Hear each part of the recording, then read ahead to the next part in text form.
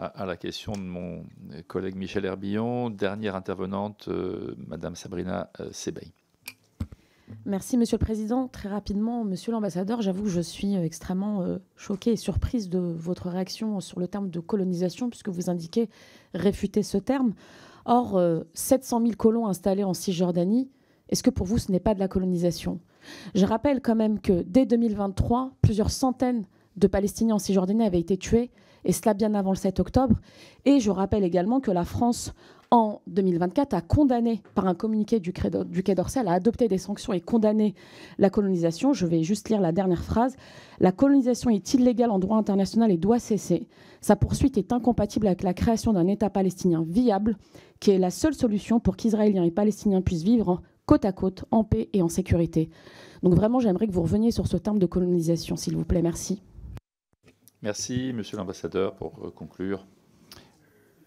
Le terme colonisation est un terme quand un peuple qui est étranger vient, comme par exemple la France l'a fait en certains pays d'Afrique et dans d'autres endroits, quand des puissances étrangères viennent dans un pays et ils rentrent et qui n'ont aucun lien historique avec. Les Juifs qui viennent de Judée ne peuvent pas être colons dans leur pays ancestral. Les Juifs ne peuvent pas être colons par définition. Alors maintenant, la question est, est-ce que nous sommes prêts à payer le prix de nous séparer d'une certaine partie de ces territoires pour justement créer une paix avec nos voisins palestiniens? C'est quelque chose que nous avons prouvé être capables de le faire, puisque nous l'avons proposé plus d'une fois. Et comme je l'ai dit auparavant, 5 fois. 5 fois, Israël a proposé aux Palestiniens la création d'un État palestinien en Cisjordanie. En divisant Jérusalem.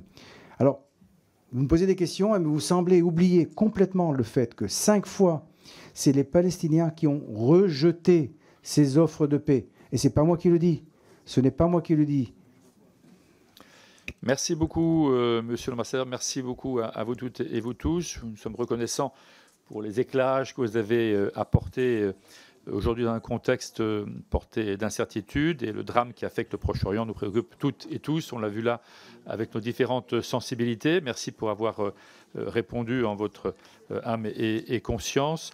Je voudrais vous rappeler que le 6 février, la Commission Affaires étrangères organise justement une conférence sur le sujet de la paix durable au Proche-Orient. Elle se déroulera à l'hôtel de l'Assé, sous l'égide de la présidente de l'Assemblée nationale. Et je pense que là, on portera fort, en tout cas, l'importance de la diplomatie parlementaire.